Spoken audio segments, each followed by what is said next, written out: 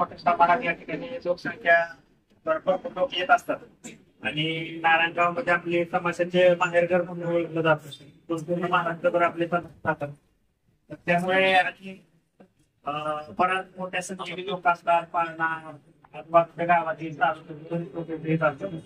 त्यामुळं ग्रामस्थांसोबत पोलिसांसमोर एक खूप मोठं चॅलेंज असते. मोठ्या मोठ्या चोऱ्या प्रकार किंवा बाकी भांडण वगैरे अशा प्रकारच्या गोष्टी होत असतात. त्यामुळे पोलिसांसमोर देखील हा खूप मोठं चॅलेंज असतं. तर त्याच्यासाठी एक वेगळं चॅलेंज मध्ये ह्यावेळेस आचारसंहिता लागू आहे. तर ह्या सगळ्या गोष्टींचा मेळ घालून आपल्याला एकत्र सहकार्याने खूप चांगलं असं काम करून टाकलं की आपल्या शांततेच्या मार्गाने काही गालबोट न लागता पार पडली पाहिजे या अनुषंगाने आपल्याला या ठिकाणी तयारी करायची आहे. आता ज्या पोलीस फोर्सच्या बाबतीत सांगायचं म्हटलं तर बराच आता आमच्या जवळ 90% पोलीस फोर्स बाहेर बंदोबस्तला गेलेला आहे. काय 5-10% शिल्लक राहिलेले ते आणि बाहेर न येणारा बंदोबस्त यांचा मेळ घालून आपल्याला हा यशस्वीरित्या ही यात्रा पार पाडायची आहे. त्याच्यामध्ये आम्हाला ग्रामस्थांचं निश्चितच सहकार्य लाभणार आहे. त्यामध्ये सगळ्यात महत्वाच्या गोष्टी काय आहेत तर त्याच्यामध्ये ज्यावेळेस आपण इथं पाळणे वगैरे लावणार तर प्रत्येक ठिकाणी आपल्याला टॉवर उभा करणं गरजेचं आहे. लाईटची व्यवस्था करून देणं गरजेचं आहे. त्यामध्ये आमचे पोलीस त्या टॉवर वरती बसून ते लाईट वगैरे फोकस कंटिन्यू मारत राहतील जेणेकरून आणि माईक वरती अनाऊन्स करत राहतील जेणेकरून बाबा इथं पोलिसांचं प्रेझेन्स आहे या गोष्टी जास्तीत जास्त प्रमाणात. त्यानंतर दुसऱ्या गोष्टी आहेत की आपल्याला पार्किंगची व्यवस्था रस्त्यावरती जास्तीत जास्त बाबा कमी जेवढी वाहनं लागतील आजूबाजूच्या भागामध्ये सुद्धा पार्किंगची व्यवस्था करून देता येईल. तर पार्किंग रस्त्यावरती कमी राहिलं तर निश्चितच आपल्याला ट्रॅफिकची एक व्यवस्था आपल्याला किंवा अडचणी येणार नाही. दुसरी गोष्ट आता नानाने सांगितलं की अनावश्यक वाहन आपल्या गावात येणार नाही यासाठी आमची थोडं चौक इकडं पांगरवाडी चौक आणि इकडे पूनम चौकामध्ये आणि हायवेला अशा ठिकाणी आम्ही 4 ठिकाणी आमची लोक लावून गावामध्ये वाहन येणार नाही त्याची 100% आम्ही पूर्वतयारी करू. कायदा संस्थेचा प्रश्न होऊ नये म्हणून या ठिकाणी पोलिसांना काही कठोर पावलं उचलावं लागतात. जसे रेकॉर्डवरचे आरोप असतील त्यांना कारवाई करावं लागतात किंवा त्यांना हद्दपार करावं लागतं किंवा आपल्याला वाटतं की ह्यांच्यामुळे गावामध्ये वातावरण खराब होतं अशा लोकांवरती आपल्याला कारवाई करावं लागतं. त्यावेळेस फक्त गावकऱ्यांनी सहकार्य कुणाला उचललं कुणावर कारवाई केलं तर त्यावेळेस फक्त समजून घ्या की हे गावाच्या पद्धतीने असणार आहे आणि मला माझ्या पद्धतीने जर काम करायचं असेल तर ह्या कारवाई मला करावं लागतं. दुसरी गोष्ट काय असतात की त्यावेळेस बरीच लोक दारू वगैरे किंवा ड्रिंक वगैरे करत त्यावेळेस ती लोक दारूची दुकानं वेळेत बंद झाली तर कदाचित पुढची भांडणं जे होणार आहेत किंवा रात्री तमाशा संपल्यानंतर बरेच दारू वगैरे तिथं पडून तसे राहतात. त्याच्यापूर्वी काही घटना घडलेल्या आहेत की तिथंच पडून राहिले कुणी लक्ष दिलं नाही नंतर काय घातपाचा वगैरे असे काही प्रकार झालेले आहेत. तर असं काय होऊ नये म्हणून थोडं आपल्याला ते बंद करावं लागतं. त्यावेळेस गावकऱ्यांचं मला सहकार्य लागेल तेवढं वेळेत बंद झालं तर बाकीच्या बऱ्याच अडचणी दूर होतील. राहिला विषय तमाशांच्या विषयी जर जसं तुम्ही सांगितलं की आमच्या वरिष्ठांशी साहेबांची चर्चा करून तुम्ही काय गोष्टींवरती तोडगा काढला तर बिलकुल म्हणजे यापूर्वी कधी यात्रा झाली याच्यापेक्षा चांगली यात्रा आपण सहजरित्या पार करून टाकतो. जेवढ्या लोकांमध्ये आहे त्याच्यामध्ये मला विश्वास आहे आता मी बरेच प्रोग्राम घेतलेले तर काय माझ्यासाठी म्हणजे नारायणगावची पहिली यात्रा आहे परंतु ह्याच्यात बरेच प्रोग्राम घेतलेले ती यशस्वी केलेले पण आहे. तेवढं माझे आहे आमचं कमी लोकांमध्ये पण खूप चांगल्या पद्धतीने करणार तुम्ही आयुष्यभर नाव लक्षात घ्यावं की यांनी खूप चांगलं नियोजन केलं एवढं होईल 100%. फक्त काय गोष्टींमध्ये तुमचं सहकार्य लागेल की बाबा फक्त पाळणे समजा तमाशाला जर लोक बसले तर पाळण्यांकडे थोडं जर लवकर जर हे करावं लागतं तर तेवढं तुमचं जे आहे त्या 100% माझी भूमिका जी आहे सहकार्याचीच राहील. तिथं तुमच्या आवश्यकता असेल तिथं चर्चा करून बघतो काय तोडगा काढता ते बघू.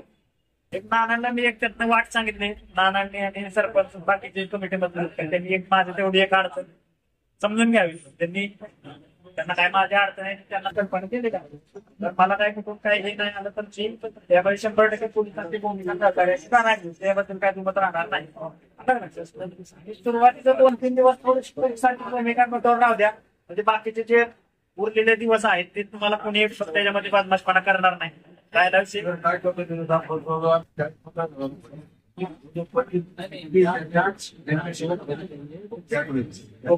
सीसीटीव्ही असतील तर त्यामध्ये एक लक्षात ठेवा की चोराच्या मनात चालणं असतं तसं आता चोरांच्या मनात सीसीटीव्ही असली पाहिजे. इथं सीसीटीव्ही आहेत म्हणल्यानंतर तुम्हाला सांगतो निश्चित एक तुमचे 25 सीसीटीव्ही आहेत मध्ये माझे 25 पोलीस तिथं आहेत असं एक गणित असतं 100% एक सांगतो मोठा जरांगे पाटलांची एक हे झाली होती आपल्या इथून रॅली केली होती.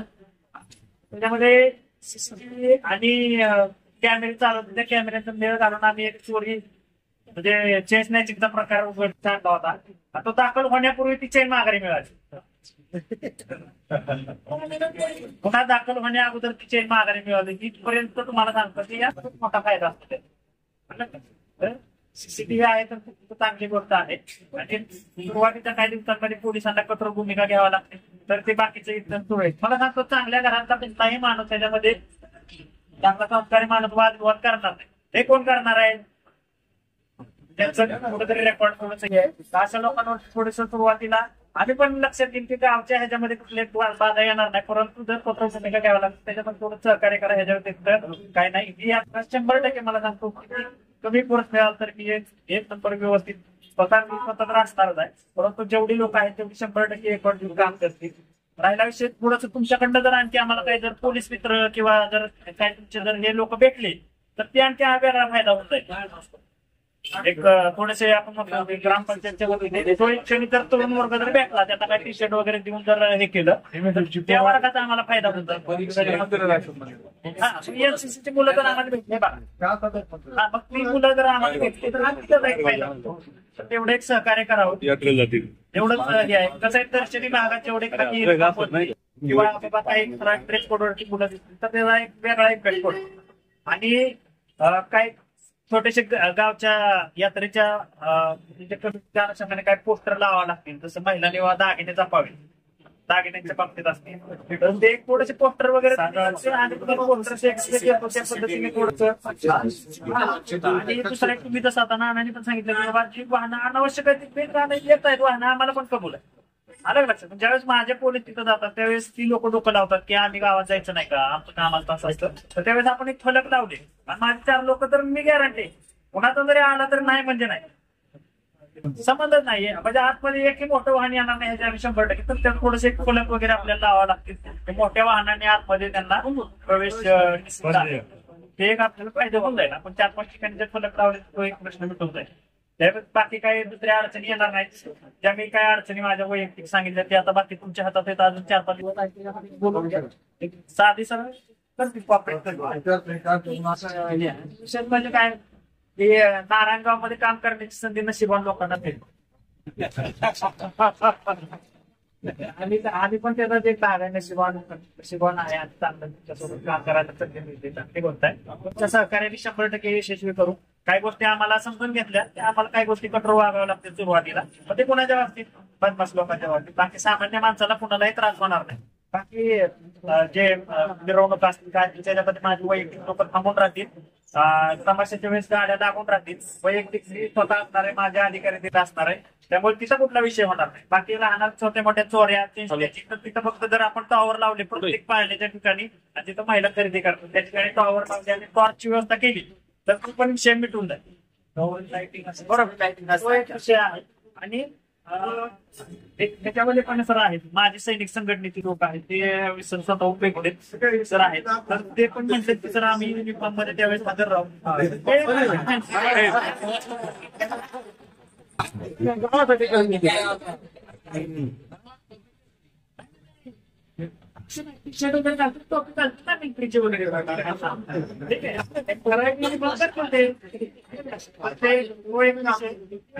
मला जर समजा 10 लोक असतील तर 10 लोक टॉर्च मारायला आणि एंट्री करायला थांबले तर मी माझे काय